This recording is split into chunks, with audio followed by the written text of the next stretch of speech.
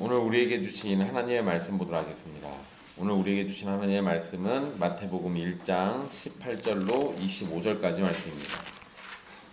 마태복음 1장 18절부터 25절까지 말씀입니다. 귀하신 하나님의 말씀 받들어서 읽도록 하겠습니다. 예수 그리스도의 나심은 이러하니라. 그의 어머니 마리아가 요셉과 약혼하고 동거하기 전에 성령으로 잉태된 것이 나타났더니 그의 남편 요셉은 의로운 사람이라 그를 드러내지 아니하고 가만히 끊고자 하여 이 일을 생각할 때 주의 사자가 현몽하여 이르되 다윗의 자손 요셉아 내 아내 마리아 데려오기를 무서워하지 말라. 그에게 잉태된 자는 성령으로 된 것이니라.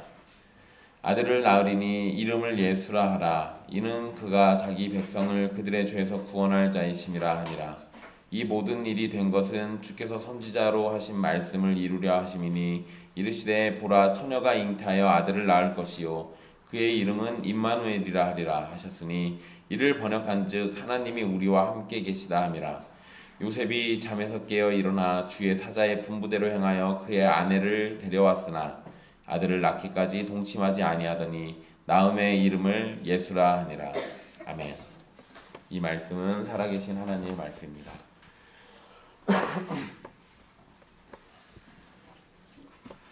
지난 시간 우리는 마태복음의 첫 시작에 기록된 예수님의 계보를 살펴봤습니다.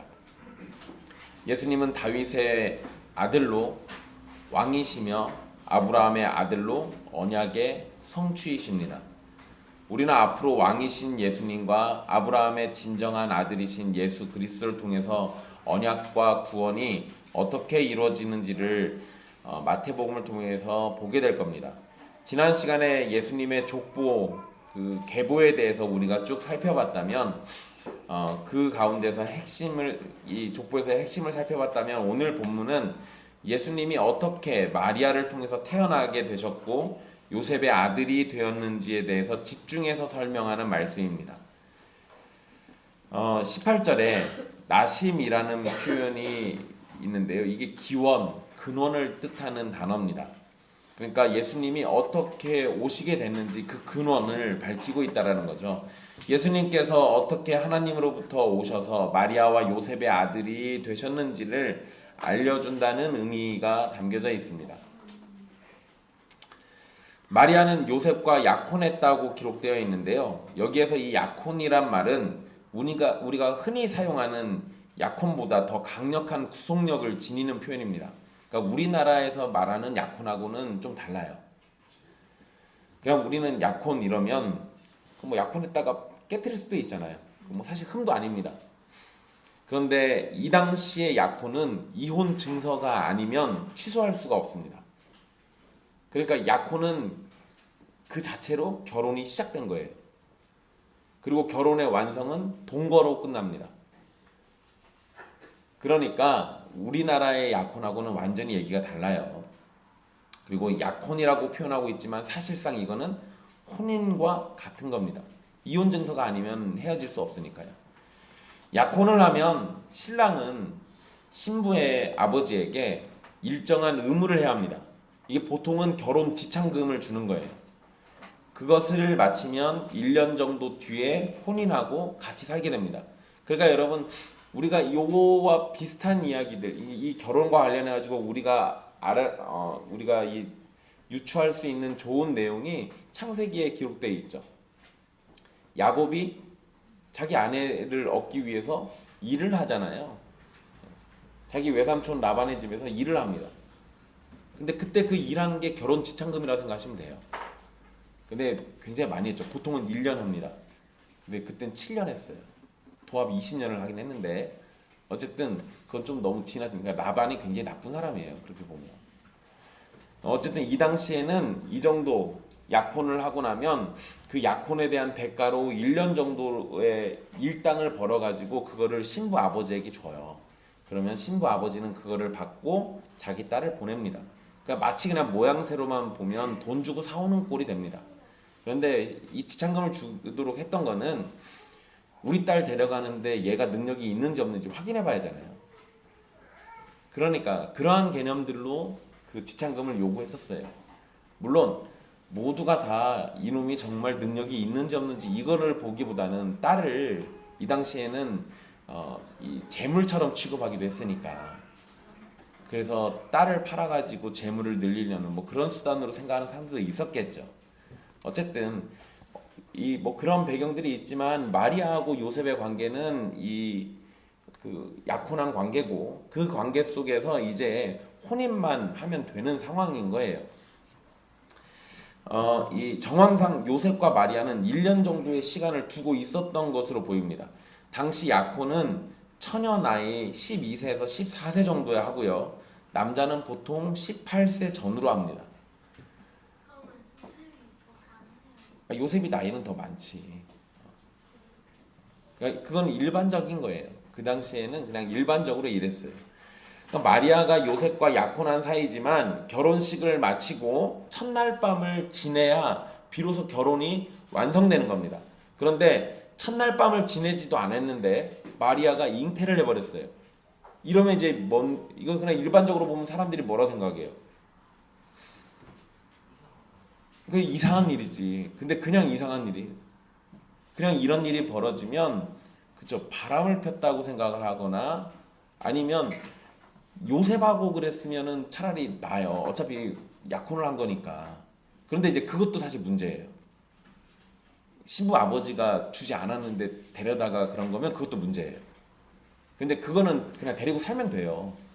근데 약혼을 했는데 요셉이 아니라, 요셉은 전혀 모르는데 임신을 했다, 이러면 이제 이거는 문제가 되죠. 이런 경우에는 그 당사자들을 찾아가지고 돌로 쳐 죽여야 합니다. 유대인들의 법은 그래요. 어쨌든 이 첫날 밤을 같이 보내지도 않았는데, 그랬는데 마리아가 잉태했어요. 그래서 18절에 보면 동거라고 표현된 단어를 쓰고 있는데, 그 말은 결혼을 완성하는 성적 결합을 의미하는 단어예요. 그러니까 마태는 혹시라도 독자들이 오해할 것을 막고 싶어가지고 마리아가 잉태한 것은 성령님으로 된 것이다 라고 분명히 기록하고 있습니다. 여러분, 이게 마태가 또 이거를 기록해 놓은 건 뭐냐면, 마태복음을 기록할 당시 예수님에 관한 헛소문들이 굉장히 많았어요. 그 중에 하나가 뭐냐면 로마 병사에 사생하다. 그러니까 마리아가 로마 병사하고 동거하고 동침해가지고 낳은 게 예수다, 이런 얘기들도 있었어요. 그러니까 제자들의 입장에서는 그게 사실이 아닌데, 우리 예수님은 성령으로 잉태했는데, 그러니까 이거를 명확하게 증거로 남겨두고 싶었던 거죠. 그래서 복음서에 이렇게 상세하게 잘 기록해두고 있는 겁니다. 18절에 마지막에 보면 나타났더니 라는 표현으로 우리가 알 수 있는 건, 마리아가 잉태한 것을 감추려고 했던 것이 아니라 자연스럽게 드러났다는 거예요. 이것도 사실은 중요한 겁니다. 사실 생각해 보세요. 마리아가 요셉과 약혼하고 동거하기 전에 성령으로를 빼버리고 그냥 동거하기 전에 잉태된 것이 나타났다 이러면, 여러분 일반적인 사람이라면 결혼도 안 했는데 임신을 했어요. 그러면 어떻게 해요? 아니 당사자 임신한 여자가 어떻게 하겠냐고. 감춰야죠. 숨겨야 하잖아요. 이거 지금 애를 어디서 떼버리든지 이러면 안 되는데, 사실은 아니면 어디 가서 몰래 가서 낳고 오든지 하여간 감춰야 할 거 아니에요. 그런데 거기 나타났더니라는 표현은 마리아가 감추려고 했던 게 아니라 그냥 자연스럽게 마리아가 임신한 게 드러났다는 거예요. 그 얘기는 마리아는 그 표현만 놓고 봐도 불법적인 관계 속에서 예수님을 낳은 게, 잉태한 게 아니라는 거예요. 그러니까 그렇게 표현하고 있는 거죠. 만일에 어떤 부정한 일이 있었다면 마리아는 그걸 감추려고 했겠지만, 감추려는 것이 없으니까 자연스럽게 잉태한 사실이 주변에 알려진 겁니다. 당시 상황에서 약혼한 여자가 임신하면 부정한 일을 한 것으로 간주하고 드러내서 망신을 주고 남편의 명예를 회복하도록 했어요. 그래야 맞죠. 그 남편 될 사람은 나는 아무런 손도 안 대는데 갑자기 여자가 임신했어요. 그러면 이거 나에 대한 모독이기도 하거든요. 그러니까 내 명예를 회복하기 위해서 저 여자가 부정한 여자라고 드러내가지고 그 여자는 망신을 주고 돌로 쳐 죽이든지 그렇게 가는 거고요. 그리고 남편은 명예를 회복해야 돼요. 그게 그 당시 일반적인 상황입니다. 그런데 마리아가 잉태한 사실을 당연히 요셉도 알았겠죠. 왜냐면 나타났으니까. 자연스럽게 나타나 버리고 주변 사람들이 알게 됐으니까 이야기가 흘러가가지고 요셉도 분명히 알게 됐을 겁니다. 자, 그래서 요셉은 이 문제를 해결하려고 했을 것인데 19절의 표현을 보면 요셉이 의로운 사람이라는 설명을 먼저 말하고 있습니다. 의로운 사람이에요. 여러분, 의롭다라는 표현은 율법 앞에 신실하고 공정하고 바르다라는 의미가 있습니다. 이러한 의미들을 적용해 보면 요셉은 하나님 앞에서 신실하고 율법이나 사회법에서도 공정한 사람이라는 거예요. 요셉이 의로운 사람이니까 간음을 저지른 것으로 생각되는 마리아와 혼인을 할 수 있을까요? 없을까요? 없죠. 없어요. 없다고요. 여러분, 이것도 중요한 표현이에요. 사실은 만약에 마리아가 진짜로 부정한 여자예요. 부정한 일을 저질러서 임신을 했다 그러면 의로운 사람 요셉이 아내로 데려오지 않았을 거예요. 왜냐면 이 여자가 지금 의롭지 않은 일을 한 거니까. 그러잖아요. 그러니까 의로운 사람이다라고 표현해버리면 그 얘기는 이제부터 요셉이 하는 행동들은 이전에 보였던 그 의로움의 바탕을 해가지고 어떤 행동들을 할 거라는 걸 우리에게 알려주잖아요. 그래서 여러분, 요셉은 이 마리아가 일단 부정한 일을 저질러서 임신했다라고 생각을 하고 마리아와 맺은 약혼을 파기하려고 합니다. 그런데 아까 제가 일반적으로는 어떻게 한다고 그랬어요? 돌로 쳐 죽여야. 근데 막 일단 돌로 먼저 쳐 죽이면 안 되고 일단 실추된 잃어버린 내 명예를 회복해야 하니까 마리아를 망신줘야 돼. 드러내는 거지. 저 여자가 나랑 약혼했는데 나는 손도 안 대는데 저 여자 임신했어요. 저 여자 나쁜 여자예요. 라고 이렇게 드러내서 망신을 줘야죠. 그런데 성경에는 뭐라고 표현합니까? 가만히 끊으려고 했다고 돼 있어요. 가만히 끊으려고 했대요. 가만히 끊는 것은 이거 이혼 증서를 써주는 겁니다. 이혼 증서를 써주는 거예요. 아까 제가 말씀드렸잖아요. 약혼은 이혼 증서로만 파기된다고. 그러니까 여기서 가만히 끊는다라는 건 우리 보통 이거를 일반적으로는 그냥 조용히 묻고 넘어가는 걸로 이해들 하고 계세요. 목사님들이 또 그렇게 설교도 하셨었고, 근데 그런 개념이 아니라 이혼 증서 써주는 거예요. 그러면 이렇게 되는 거죠. 요셉은 마리아를 해코지하고 싶은 마음이 없는 거예요. 이혼 증서를 써주면 이제 어떻게 하면 돼요? 이혼 증서 받고 마리아를 임신시킨 남자랑 결혼하면 돼요. 그러면은 돌로 쳐 죽지 않아도 돼요. 마리아는. 그러니까 이런 걸 보면 요셉은 자기 명예를 찾는 것 그것보다 사람의 생명을 더 소중히 여기는 거예요. 하나님의 말씀을 따르는 것도 의지만 하나님의 형상을 소중히 여기는 것도 의예요. 둘 중에 어떤 게 더 중요하냐라고 할 때 요셉은 하나님의 형상을 살리는데 마음을 두고 있는 거예요.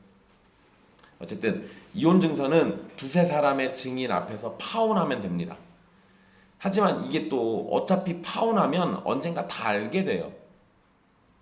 그래서 나름대로 고민을 했을 겁니다. 그러니까 여러분, 우리 성경에 드러내지 않고 가만히 끊고자 했는데 19절에 그렇게 써놓고 20절에 뭐라고 돼 있어요? 이 일을 생각할 때 라고 돼 있죠. 보세요. 드러내지 않고 가만히 끊을 거예요. 이제 이거 파혼 증서 써주면 돼요. 이혼 증서 써주면 되는 거예요. 그리고 가만히 끊으면 되는데 이제 또 고민인 거예요. 어차피 이런 파혼하게 되면 파혼한 거에 대해서도 사람들이 물어볼 거고, 그 과정 가운데 마리아가 애를 낳으면 달수 계산해 보면 언제 그런 일이 있었는지 알게 되잖아요. 그러니까 이거 이렇게 해도 저렇게 해도 마리아가 해코지 당할 일이 생겨요. 그러니까 그걸로 지금 고민하고 있는 거예요. 이렇게 보면은요, 성경에는 표현이 안 돼 있는데 요셉이 마리아를 많이 좋아했던 것 같아요. 그러니까 사람이 의로운 사람이니까도 그러지만 애정이 없이 이룰 수 있었을까 싶기도 해요. 그러니까 어느 정도 애정도 있었을 겁니다. 배신감도 클 수 있죠. 그런데 의로운 사람이잖아요. 그러니까 애정도 있고 의로운 사람이니까 배신감은 있지만 하나님의 형상인 저 여자, 또 혹시 내가 알지 못하는 혹시 또 다른 사연이 있을 수도 있으니까 그거를 덮어주고자 한 거예요. 그러니까 이렇게 보면 요셉이 우리가 생각하는 것보다 일반적인 사람은 아닌 거예요. 굉장히 남다른 사람인 거죠. 여러분, 성경에 의로운 사람이다라는 표현 아무한테나 써주지 않습니다. 성령님이 그 표현을 그냥 뭐 좀 착하다고 다 써주시지 않아요. 성경에 의롭다라는 표현이 나오면 그 사람 정말 대단한 사람이고 일반적으로 우리가 경험할 수 있는 것보다 훨씬 더 고차원적인 사람이에요. 그러니까 요셉이 이런 겁니다. 어쨌든 이런 상황 가운데 요셉이 이제 고민하고 있는 거예요. 어떻게 하면 이 문제를 잘 해결할 수 있을 것인가. 그런데 그 상황 가운데 주의 사자가 요셉의 꿈에 나타납니다. 꿈을 통해서 계시를 주는 것은 마태복음에서 이제 반복해서 나타나고요. 요셉은 이 이후로 꿈으로 계속 계시를 받아요. 그래서 꿈에 애굽으로 가라고 도망가라고도 얘기하고요. 다시 돌아오라고도 얘기 듣고요. 그리고 또 나중에 또 나사렛으로 들어가는 과정 가운데서도 꿈으로 계시를 계속 받습니다. 어쨌든 천사는 꿈에서 하나님의 뜻과 계획을 전달해 주게 되는데요. 여러분, 여기에서 꿈에 나타났다라는 이것 때문에 그러면 주님이 나에게도 꿈으로 계시해 줄 수 있겠구나, 이렇게 믿으시고 꿈에 대해서 너무 많은 의미를 부여하는 일이 없기를 바랍니다. 아셨죠? 근데 그런 분들이 있어요. 꿈에 내가 그런 일이 있었다, 이거 하나님의 계시다, 이런 얘기 하시는 분들이 있어요. 아니에요. 거의 대부분 아닙니다.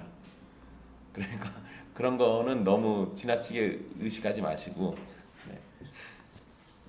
자, 어쨌든 천사가 요셉을, 근데 20절에 보면 뭐라고 부르고 시작해요? 다윗의 자손 요셉아, 이렇게 부르죠. 여러분, 다윗의 혈통으로 오시는 메시아를 강조하기 위함인데요. 놀랍게도 다윗의 자손이란 표현은 성경에서는 예수님한테만 씁니다. 그런데 예수님을 제외하고 유일한 경우가 여기 한번 딱 나와요.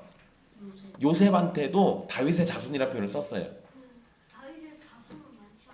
다윗의 자손은 많지. 그런데 그 표현을 성경에서 안 써. 왜냐하면 이거 메시아를 나타내는 의미라서 아무한테나 써주지 않아. 그런데 요셉한테는 썼어요. 이건 뭐냐면 사실 요셉이 메시아인 건 아니에요. 그러잖아요. 그런데 요셉에게 다윗의 자손이라는 표현을 쓴 거는 다윗의 혈통으로 오시는 메시아 그분을 강조하기 위함인데, 그러니까 지금 요셉한테도 너 다윗의 자손이잖아, 너를 통해서 태어날 이 아이 이후에 성령으로 된 거다라고 얘기해 주잖아요. 그러니까 네가 메시아가 아니고 다윗의 후손인 너를 통해서 태어날 얘가 메시아야. 그래서 이걸 알려주기 위해서 요셉한테도 다윗의 후손이라는 표현을 쓴 거예요. 그리고 딱 한 번밖에 안 써요. 만약에 이후에도 요셉한테 다윗의 자손이란 말을 반복해서 쓰면 그러면 이건 메시아라는 의미가 아니다라고 이해하면 돼요. 근데 여기서 이렇게 한번 쓰는 것도 요셉이 메시아이기 때문에 그런 게 아니라 요셉의 집안에서 태어날 법적인 아들인 그 예수님이 진짜 다윗의 자손 메시아니까 그 의미를 강조하려고 이렇게 쓴 거예요.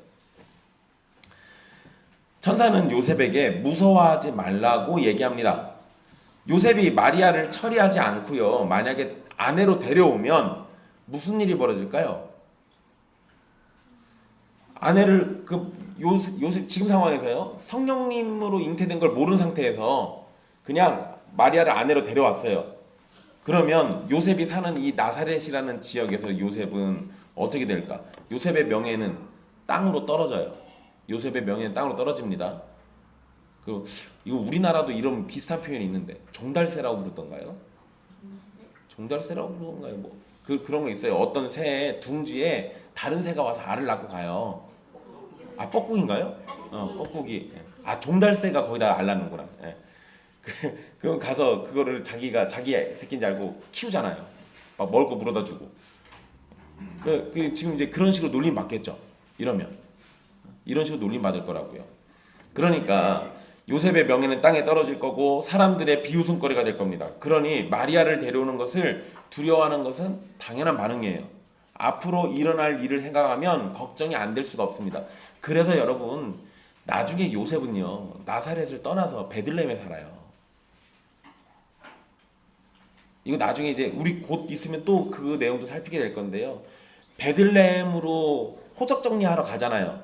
그런데 거기 가가지고 예수님을 낳죠. 예수님 낳고 난 다음에 어디서 살아요? 나사렛으로 안 돌아와요. 베들레헴에서 살지. 왜 그랬을까요? 요셉도 머리가 있으니까요. 애 데리고 가면 사람들이 제가 걔구나 하면서 손가락질 할 거 아니에요.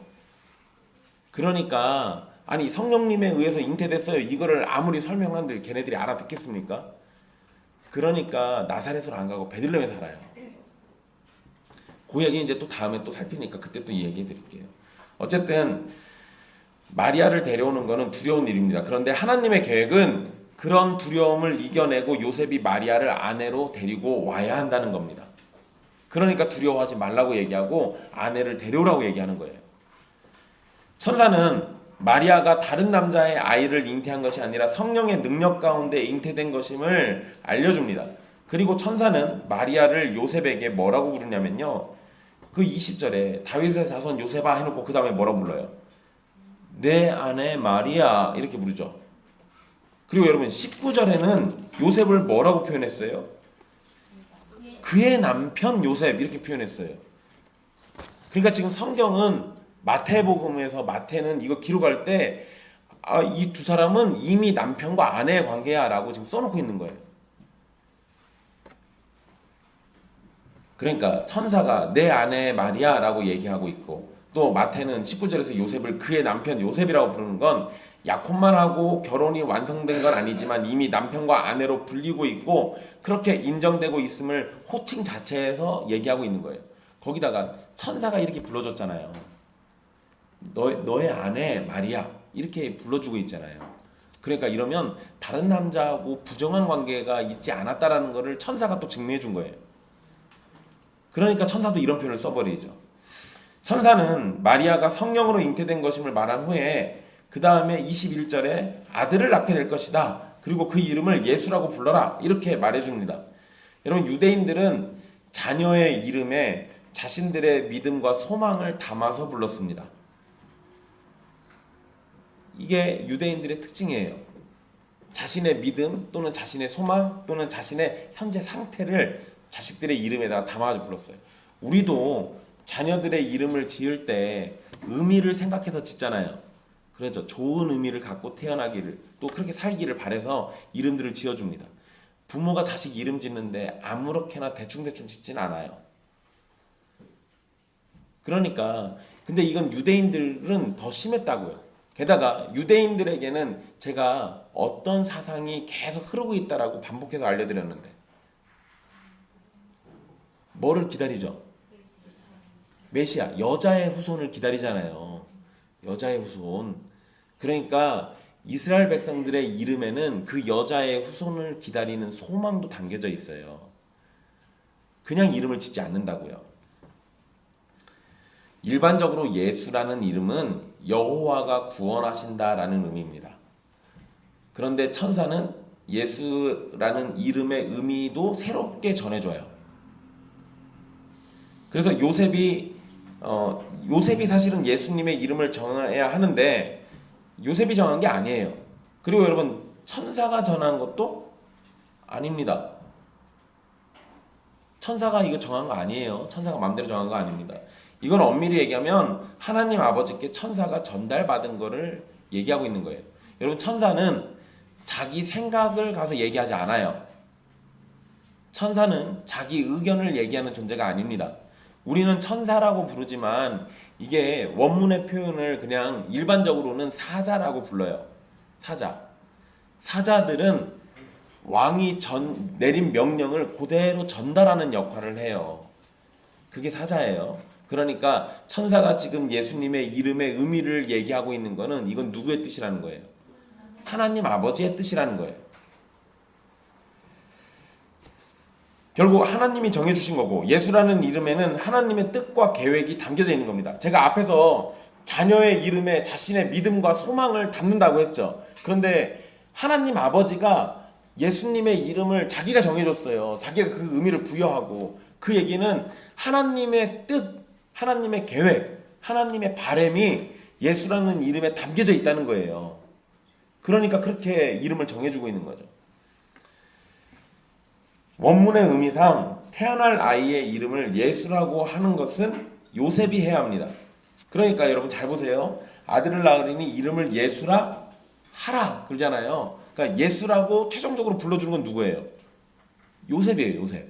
요셉이 이렇게 해야 돼요. 명령을 받은 거니까. 그런데 원문상 의미는 예수라고 부르는 건 요셉이 하는 겁니다. 요셉이 법적인 아버지니까 이래요. 그러나 이름 자체를 정해준 건 하나님으로부터 된 일입니다. 감사한 일이죠. 예수라는 이름을 천사가 뭐라고 설명하냐면 그가 자기 백성을 그들의 죄에서 구원할 자의 심이라 이렇게 설명해 줍니다. 자기 백성을 그들의 죄에서 구원할 자, 그게 예수예요. 여호와가 구원하신다라는 의미로 사용될 때는, 그러니까 일반적인 예수의 이름 여호와가 구원하신다 이 의미로 사용할 때는요, 어떤 것으로부터 누가 구원을 받는지 명확하지가 않았어요. 그냥 여호와가 구원하신다잖아요. 그래서 보통 유대인들은 예수라는 이름을 부를 때 뭔 생각을 했냐면 아브라함의 자손인 자신들이 이방인들로부터 해방될 것을 소망했어요. 그래서 예수라는 이름이 예수님 당시에 흔해 빠진 이름 중에 하나였습니다. 그러니까 여러분 간혹 가다가 뉴스 같은 거에 어떤 무덤을 발견했는데 거기에 예수라고 써 있었다. 그 예수님 무덤을 찾았다. 이런 거 나와요.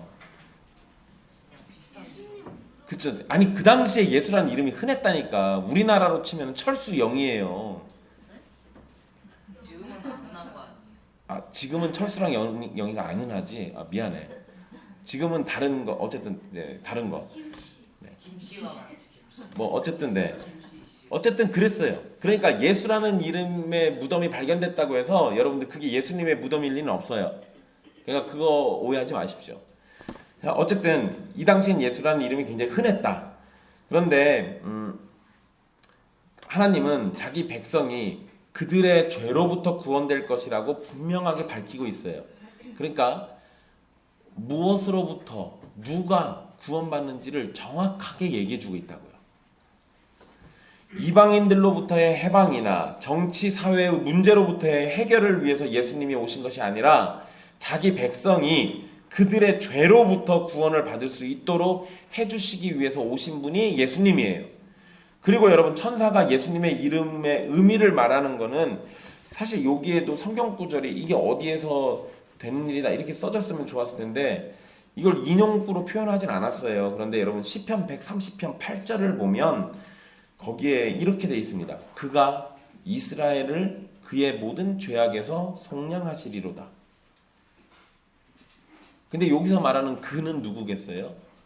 구약에 있는 시편이니까 여호와를 가리켜요. 여호와. 그러니까 이거는 문맥상 분명 여호와인데 그 구절하고 똑같은 의미를 지금 여기서 얘기하고 있어요. 여러분 시편 130편은 여호와 하나님께서 이스라엘의 모든 죄악을 속량해 주실 것이기 때문에 여호와를 바라며 의지할 것을 강력하게 권면하는 노래입니다. 이 시편의 노래처럼 하나님이 보내신 구원자 예수 그리스도를 바라며 의지하면 그분께서 우리의 모든 죄악을 속량해 주시고 우리를 죄로부터 구원해 주실 거예요. 그러니까 여기에 명시되어 있진 않지만 아마도 130편 8절을 인용해서 예수님의 이름의 뜻을 정하신 게 아닌가라는 생각이 들어요. 여러분 22절과 23절은요. 이제 이게 말하는 사람이 천사인지 마태인지 정확하지 않습니다. 그런데 문맥상 마태가 구약 성경을 인용해서 예언의 성취를 설명하는 부분과 연결되니까 아마도 22절, 23절은 마태가 하는 부연 설명으로 보여요. 그런데 마태는 이 모든 일이 선지자를 통해 전한 하나님의 말씀을 이루려고 하신 일이다 라고 설명을 해줍니다. 하나님은 선지자를 통해서 메시아와 관련된 예언을 주셨고 이제 그와 관련된 예언들을 성취하시는데요. 여기에서는 특히 메시아의 탄생과 관련된 예언이 성취될 것임을 말합니다. 마태는 이사야의 말씀을 인용하면서요. 마리아가 잉태한 아들이 예언의 말씀과 연관됨을 알려주는데 인용된 말씀은 23절에 써있는 건 이사야 7장 14절 말씀이에요. 그러므로 주께서 친히 징조를 너희에게 주실 것이라. 보라 처녀가 잉태하여 아들을 낳을 것이요 그의 이름을 임마누엘이라 하리라. 제가 방금 읽은 거는 이사야 7장 14절 말씀입니다. 그거를 마태가 가서 인용해서 23절에 보라 처녀가 잉태하여 아들을 낳을 것이요 이렇게 표현하고 있는 거예요. 근데 여러분 여기에서 우리 성경에 처녀로 번역한 단어는 해석의 논쟁이 있어요. 요거 가지고 유튜브에도 영상들이 많이 올라오고 이거는 잘못된 거다라고 주장하시는 분들이 많이 있습니다. 그래서 그냥 상식적으로 알려드리는데 그거를 알마 논쟁이라고 불러요. 알마 논쟁. 이사야에서 처녀로 번역된 히브리어 단어가 알마예요. 알마. 근데 원래 이 알마라는 단어는 결혼 적정기의 처녀나 소녀 또는 젊은 여자를 가리키는 표현입니다. 그런데 유대 랍비들이 모여가지고 구약 성경을 헬라어로 번역했던 70인역에는 이 알마라는 단어를 헬라어로 바꿀 때 뭘로 바꿨냐? 처녀를 의미하는 헬라어인 파르테노스라는 단어를 사용해서 바꿔버려요. 그러니까 유대 랍비들은 이 알마라는 단어를 뭘로 이해한 거예요? 처녀로 이해한 거예요. 젊은 여자가 아니고 그냥 처녀로 이해했어요. 그래서 자기들은 이걸 처녀로 번역해놨습니다. 그리고 그거를 마태가 인용한 거예요. 70인역에 나와 있는 거를 마태가 인용해가지고 이대로 써놓은 겁니다. 그러면서 이사야에서 예언한 말씀을 따라서 처녀가 아들을 낳는다라는 말씀이 성취됐다라는 것을 기록한 겁니다. 마태가 이사야 말씀을 인용하고 그리스도인들이 이사야 말씀이 예수님에게서 성취됐다라고 믿게 되니까 유대인들은 이사야에 있는 그 알마라는 단어가 처녀를 의미하는 것이 아니라고 주장을 하기 시작했고요. 나중에는 그들이 그렇게 자랑했던 70인역을 정경이 아니라고 거부해버립니다. 그래서 지금 유대인들은 70인역을 쓰지 않아요. 그건 누가 써요? 우리만 써요. 70인역이 뭐냐면 구약 성경을 헬라어로 번역해 놓은 성경인데 유대 랍비인 70명이 함께 모여가지고 번역했다고 해서 70인이 번역한 성경, 그걸 줄여서 70인경이라고 이렇게 불러. 그러니까 원래는 이건 그리스도인들이 번역한 것도 아니에요. 랍비들이 번역했지. 자기들이 번역하고 너무 좋아가지고 신나서 썼는데, 그런데 우리가 요거 가지고 그 예수님이네 그 얘기 이사야 7장 14절 그랬더니 유대인들이 화들짝 놀래가지고 우리가 안 써요 하면서 이제 안 씁니다. 그래서 걔네들 다시 히브리어 성경만 봐요. 어쨌든 뭐 우리한테는 좋은 일이에요. 너무 고마운 분들이죠. 어려운 히브리어를 헬라어로 바꿔주셔가지고 좀 더 쉽게 볼 수 있게 됐으니까. 자, 여러분, 그런데 여기에 유대인들이 이러한 의미를 거부한다고 하더라도요, 이사야의 말씀은 분명히 예수 그리스도에게서 성취되었음이 확실합니다. 처녀가 낳게 되는 아들의 이름을 임마누엘이라고 부르게 될 것이다 라고 했는데요, 임마누엘의 의미는 23절에 써있는 것처럼 하나님이 우리와 함께 계시다라는 의미예요. 여기에서 실제로 임마누엘이라는 이름을 예수님에게 사용한 적은 없습니다. 잘 생각해 보세요. 예수님을 임마누엘이라고 부른 적이 없어요, 이후에. 그런데 예수님의 존재나 하신 일을 가리키는 비유적인 표현인 건 분명해요. 마리아에게서 태어날 아들, 이 예수는 성자 하나님으로 임마누엘의 의미처럼 하나님께서 자기 백성들 사이에 임재하셔서 함께 하심을 보여줍니다.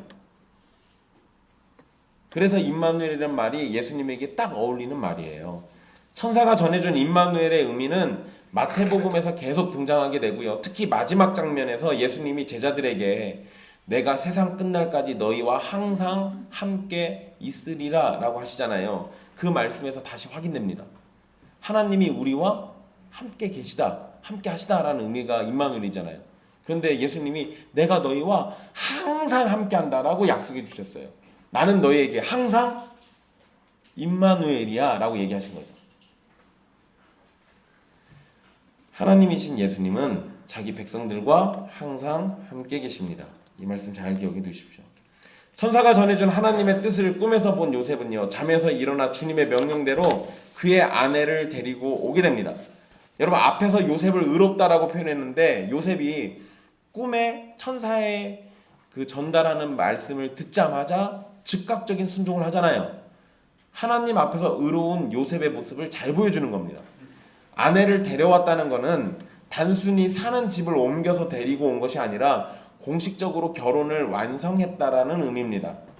그러니까 아내를 데려왔다. 이거는 요셉이 서둘러서 마리아를 자기 집으로 데려온 거예요. 그런데 요셉은 아내만 데리고 왔습니다. 제가 아까 약혼이 사실상 결혼이지만 그 결혼의 완성은 뭘로 끝난다고 그랬어요? 동거로 끝난다고 그랬어요. 동거. 그런데 요셉이 아내를 데리고 왔어요. 그럼 이제 외부적으로 볼 때는 결혼이 완성된 겁니다. 사람들의 눈으로 볼 때는. 그런데 성령으로 잉태된 아들이 태어날 때까지 마리아와 잠자리를 하지 않았어요. 그게 여러분 24절에 그의 아내를 데려왔으나 라고 얘기하고 25절에 아들을 낳기까지 동침하지 아니하더니 라고 되어 있었어요. 그러니까 아들을 낳기 전까지는 요셉과 마리아는 같이 잠을 잔 게 아니에요. 이 얘기는 아들을 낳기 전까지는 사실상 결혼이 완성된 게 아니었어요.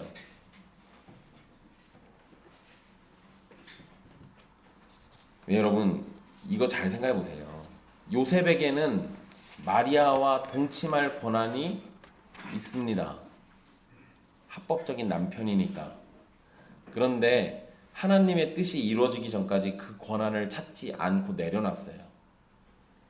이래서 요셉이 의로운 사람인 거예요.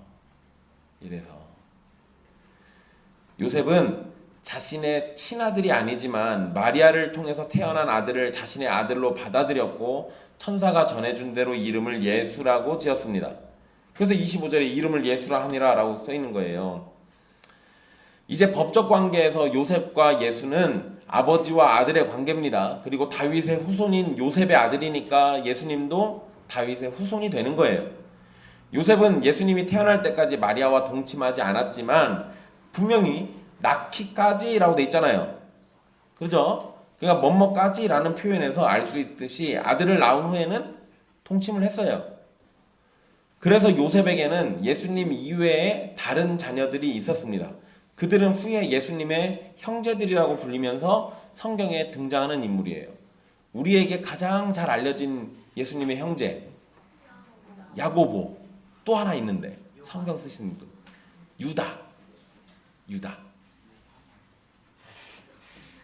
유다서를 쓴 유다도 예수님의 형제예요. 그러니까 어쨌든 분명히 예수님에게는 육적인 형제가 있어요. 이거 분명한 겁니다. 구약의 예언을 따라서 구원자이신 예수님이 우리에게 오신 거 참 복된 일이고 감사한 일입니다. 예수님이 자기 백성들을 그들의 죄에서 구원하시기 위해서 오셨다라는 사실은 그 자체가 복음이에요. 그러니까 예수라는 이름 그 자체가 복음인 거예요. 너무 좋아요. 그래서 여러분 예수님 많이 부르십시오.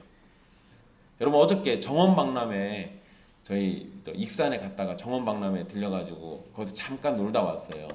근데 정원박람회 가니까요 무슨 기둥들이 이렇게 있는데 거기다가 실 엮어가지고 놀고 글씨 쓰는 게 있었거든요. 주성이랑 은성이 보고 글씨 쓰고 놀으라고 그랬더니 은성이가 거기 가서 기둥에다가 하나님 주 예수 그리스도 이거 써놓고 왔어요. 다 뭐 누구야 사랑해 막 이러고 써있는데 다 상관없어요. 여기다가 그 위에다가 노란색으로 하나님 그리고 금색 부에다가 주 예수 그리스도 이렇게 딱 누군가는 그거 보고 정신 나간 놈이라고 할 수도 있지만 제 눈에는 은성이는 거기서 복음을 전하고 온 거예요. 왜냐하면 그 이름 자체가 복음이니까. 여러분 이러한 이름을 가지신 우리 주 예수 그리스도를 보내주신 거 얼마나 감사합니까? 그런데 여러분 구원자가 자기 백성들의 죄를 해결하기 위해서는 두 가지 조건이 완성돼야 돼요. 두 가지 조건. 그건 첫 번째는 진정한 사람이어야 하고 그리고 두 번째는 진정한 하나님이어야 합니다. 그래서 오늘 사건이 기록되어 있는 거예요.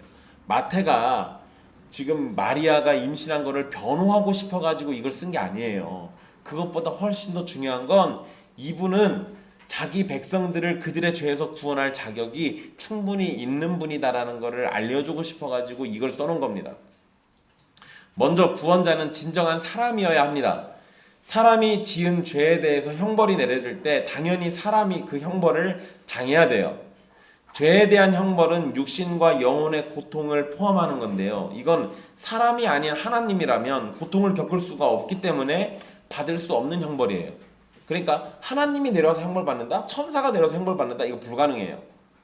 육체를 가진 존재여야만 하나님의 벌을 받을 수 있어요.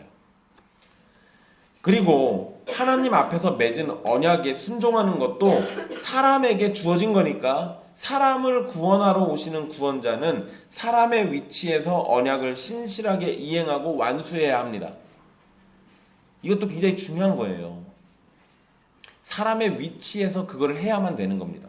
그래서 여러분 예수님이요 하나님께 순종할 때 자기 능력을 행사하지 않아요. 순종하는 그 자리에서는 하나님이 가지고 계신 그 능력 자체를 예수님이 쓰지 않아요. 왜? 사람으로 순종해야 하니까. 그러니까 하나님의 권세를 가지고 계시면서도 안 쓴다고요. 죄의 문제와 순종의 문제를 해결하기 위해서는 방금 말씀드린 것처럼 분명히 참된 사람이어야 합니다.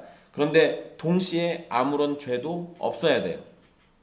왜냐하면 자기 스스로 죄인이라면 본인의 죄를 해결해야 하기 때문인데 본인이 아무리 순종을 해도 본인이 해야 할 순종만을 하는 상황이 되는 거예요. 내가 죄가 있는 상황에서는 내 죄를 먼저 해결하는 게 우선이지 남의 죄를 해결해 줄 수가 없다고요.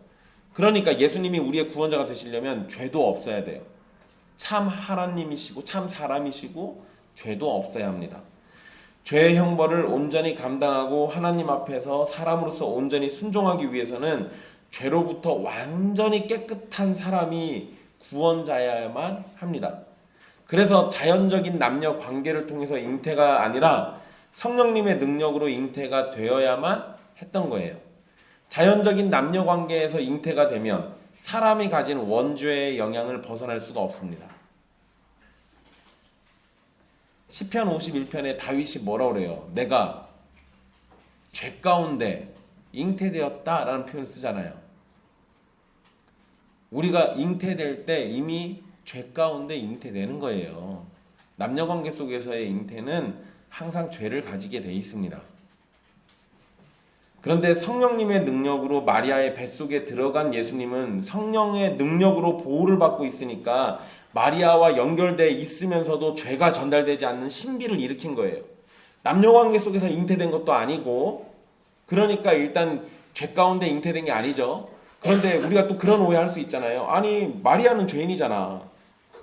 그럼 마리아 뱃속에 있었으면 마리아의 죄가 예수님에게도 전달됐어야 하는 거 아니야? 이런 얘기하는 사람들이 있어요. 근데 여러분 잘 생각해 보세요. 자연적 출생 관계는 죄를 전달합니다. 그런데 마리아의 뱃속에 있는 것이 죄를 전달한다라고 우리가 볼 수 있을까요? 만약에 그러려면 마리아의 뱃속에서 뭘로 죄가 전달되는 거예요? 탯줄.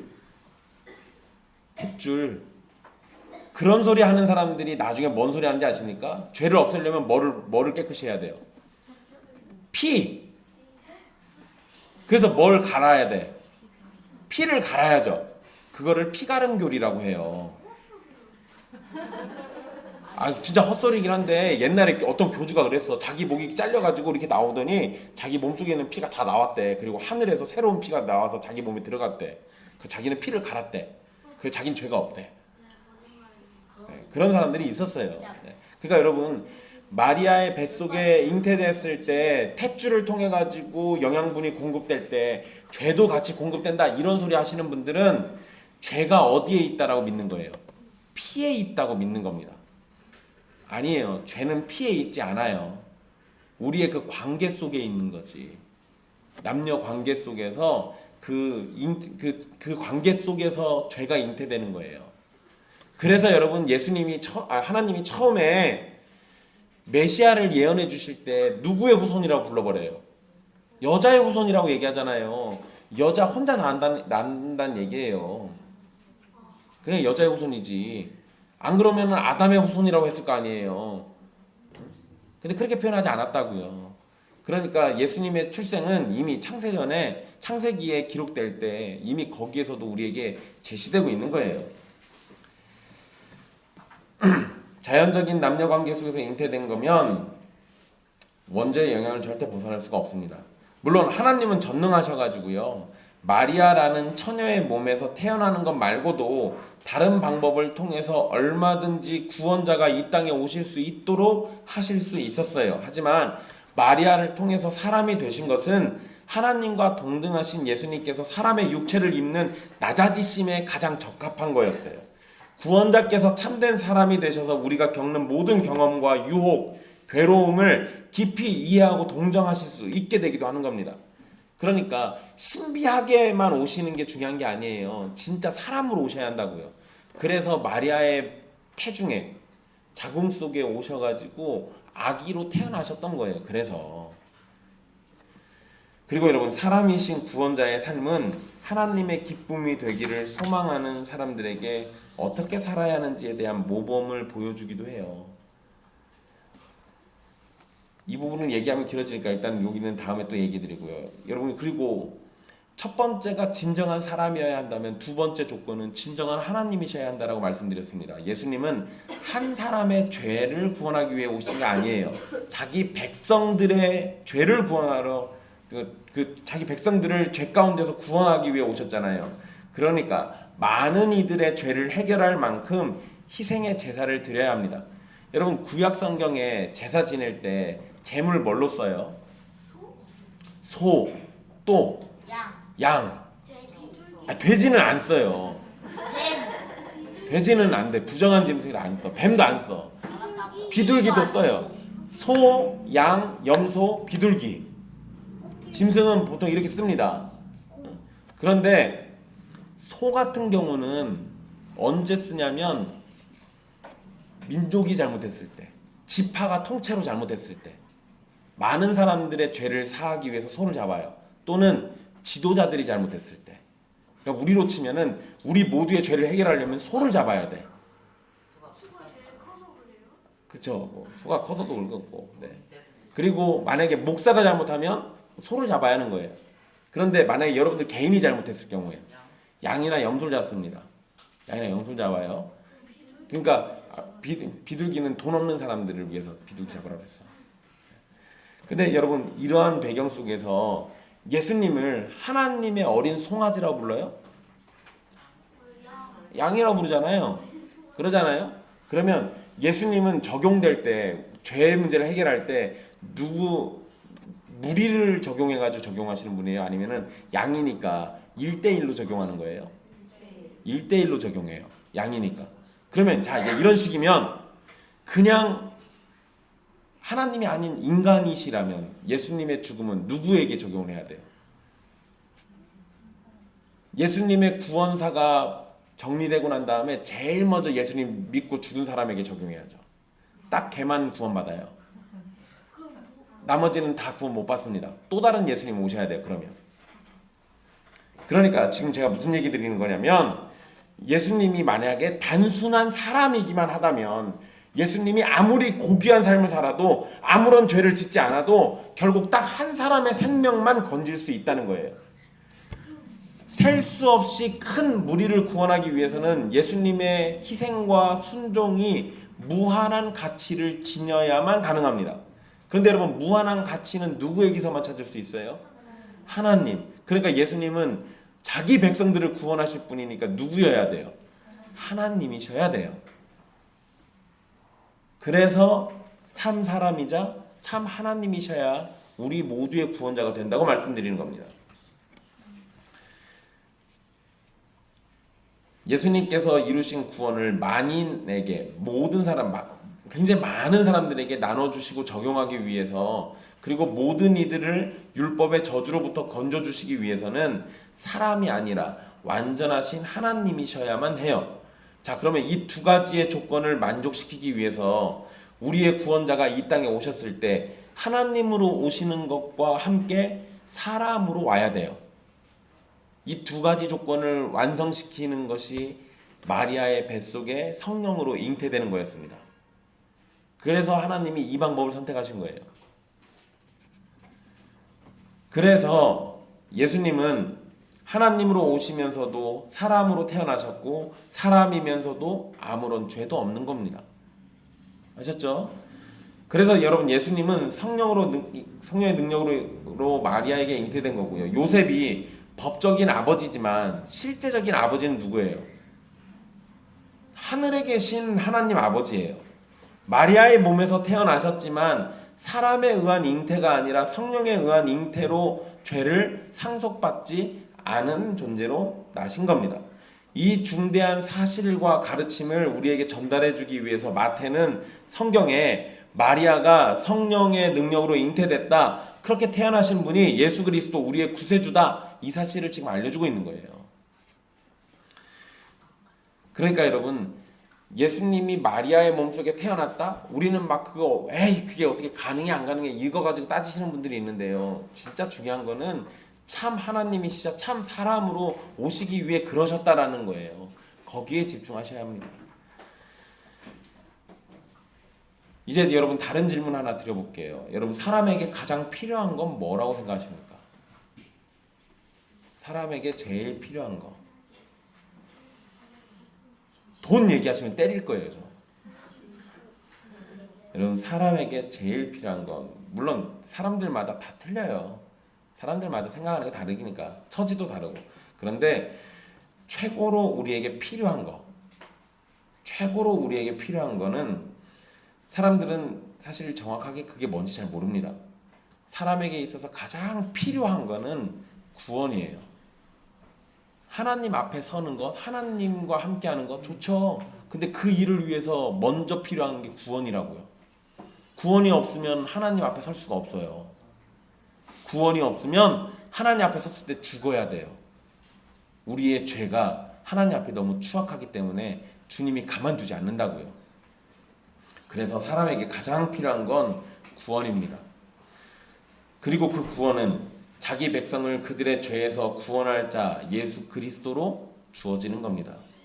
우리가 다른 것으로부터 구원을 받는 것이 아니에요. 우리는 죄로부터 구원이 가장 필요한 존재입니다.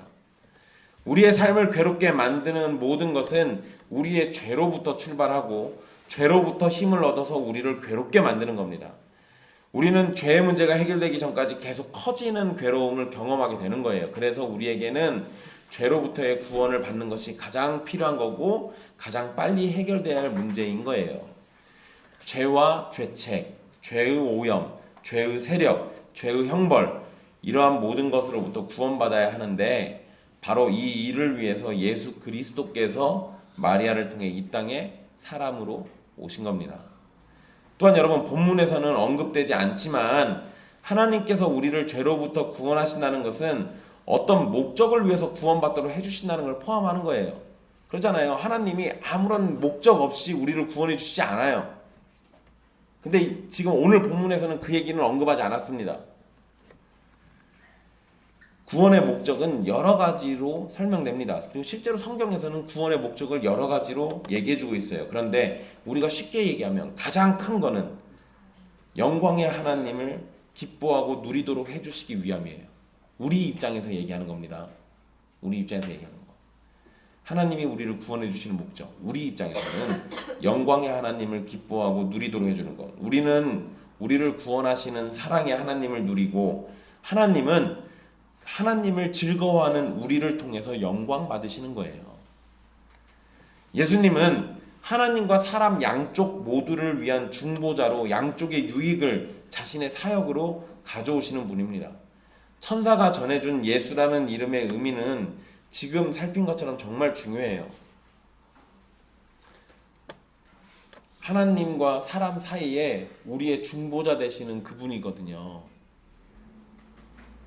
우리의 죄를 해결해 주시고 그로부터 우리를 구원해 주셔야 우리가 하나님 앞에 나갈 수 있잖아요. 그러니까 이 예수라는 이름은 너무나도 소중한 겁니다. 그런데 여러분 임마누엘이라는 이름의 의미도 사실 우리에게는 굉장히 중요한 거예요. 너무 소중한 겁니다. 하나님이 우리와 함께 하시다. 여러분 이것보다 더 좋은 복이 어디 있습니까? 하나님이 우리와 함께 하시다. 심지어 여러분 거기 우리 계시다라고 번역된 단어 있잖아요. 23절에 이를 번역한즉 하나님이 우리와 함께 계시다. 근데 거기에 그 계시다라는 단어요 능동태로 쓰여졌습니다. 이게 무슨 의미일까요? 하나님께서는 마지못해 가지고 우리와 함께 계시는 게 아니라 하나님은 적극적으로 우리와 함께 계시는 거예요. 그래서 너무 큰 복이에요. 예수님은 우리를 구원하시기 위해서 억지로 내려오신 것이 아니라 적극적으로 우리의 죄를 해결하려고 오신 거예요. 예수님은 우리를 불쌍히 여겨주시려고 우리의 삶에 적극적으로 함께 하시는 겁니다. 예수님은 우리를 사랑하시려고 우리의 모든 죄를 해결하시고 순결한 백성이 되게 하시는 겁니다. 그런데 그 구원의 모든 일은 삼위 하나님의 적극적인 행동이 있었다는 거예요. 내가 마지못해 가지고 내가 그냥 처음에 아담한테 괜히 약속을 잘못하는 바람에 어쩔 수 없이 이런 개념으로 구원하시는 게 아니라 창세 전부터 우리를 구원하시려고 적극적으로 행동하셨다고요. 그거를 임마누엘이라는 단어에다가 담아가지고 써놓으신 거예요. 왕이신 예수님이 반역한 백성을 구원하시고 자신의 신실한 백성으로 삼으시려고 적극적으로 우리에게 다가오셨습니다. 하나님이 우리에게 적극적으로 오신 것이기 때문에 하나님의 택함을 받은 우리는 피할 수도 없고 도망갈 수도 없고 거부할 수도 없어요. 하나님이 오시는 거니까. 그래서 우리의 구원이 확실하다고 얘기하는 거예요. 내가 믿음이 대단해서 확신한 게 아니라 하나님이 너무도 적극적으로 오시기 때문에 내가 피하지 못하는 거예요. 내가 도망가지 못해요. 하나님이신 예수님이 우리와 함께 하실 때 우리는 그분을 외면할 근거를 찾기보다 그분 안에서 기뻐할 일들을 마주하게 될 것이고 예수님 안에서 우리를 위하시는 하나님의 크신 사랑을 마주하게 될 겁니다. 우리가 하나님과 함께하기 위해서 찾아가지 않았지만 우리와 함께 하시기 위해서 적극적으로 오신 하나님으로 인해서 우리는 만복의 근원이신 삼위 하나님 그 자체를 누리게 된 겁니다. 임마누엘, 하나님이 우리와 함께 하신다는 사실은 그 자체로 우리에게 복된 소식이에요. 이 복을 여러분들 일생에 누리고 사십시오. 이제 마지막으로 여러분 요셉에 대한 얘기 좀 간단하게 해드리고 마치도록 할게요. 여러분 요셉은 마리아 때문에 근심했습니다. 저라도 그랬을 거예요. 사실 제가 요셉이었으면 광장에 끄집어내서 돌로 쳐 죽이자고 했을 겁니다. 감히 나 말고 감히 저는 근심도 별로 안 했을 거예요. 바로 시행했을 겁니다. 그래서 저는 의인이 아니에요. 근데 여러분 요셉은 마리아로 인해서 근심했죠. 그리고 천사가 전해준 하나님의 뜻에 곧바로 순종했습니다. 그런데 단순히 순종한 것으로 요셉의 이야기를 설명하는 것은 충분하지 않아요. 요셉의 이야기는 사실 좀 더 복잡합니다. 참 감사한 건 요셉의 이야기를 성경에 많이 안 써놨어요. 그래도 여러분 요셉에 대해서 조금만 더 고민해 보십시오. 요셉은 당시의 보편적인 개념보다 하나님의 말씀에 순종했습니다. 당시 일반적인 개념은 어떻게 한다고요? 제가 방금 얘기한 것처럼 끄집어내서 돌로 쳐 죽게 한다니까요. 감히 나랑 약혼해놓고 딴 남자랑? 용서가 안 돼요. 그런데 여러분 요셉은 그렇게 하려고도 하지 않았고 가만히 끊으려고 했는데 그것도 사실은 자신의 명예를 회복하는 게 아니에요. 그런데 그 와중에 하나님은 또 뭐라고 그래요? 그냥 데리고 와서 같이 살라고 그러잖아요. 그러니까 자신의 명예보다 하나님의 뜻에 순종하기를 기뻐했다고요.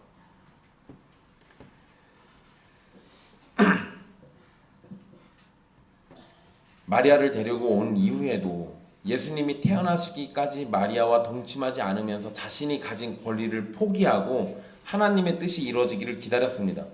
예수님이 태어난 이후에도 요셉은 앞으로 계속해서요 혼인 전에 아이를 가졌던 자신의 아내 마리아와 그렇게 태어난 예수에 대한 비난을 감당하며 살아야 했을 겁니다.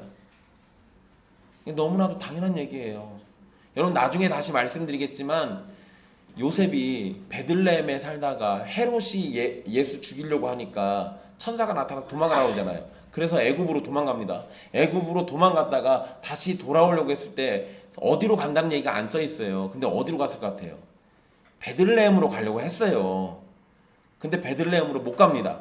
아켈라오라고 헤롯의 아들도 또 나쁜 놈이 또 하나 있거든요. 걔가 거기에 분봉왕이 되니까 거기 갔다간 또 죽겠다 싶어가지고 고민해요. 그 와중에 나사렛으로 갑니다. 근데 여러분, 나사렛으로 가는 건 천사가 전해준 게 아니라 요셉이 선택해요. 그러면 성경에 안 써있지만 그 상황을 생각해 보세요. 쑥덕쑥덕 되는 얘기가 들리지 않겠어요? 야, 결혼하기 전에 임신했던 마리아가 애를 낳아가지고 데리고 왔어. 그 애가 그 애겠지.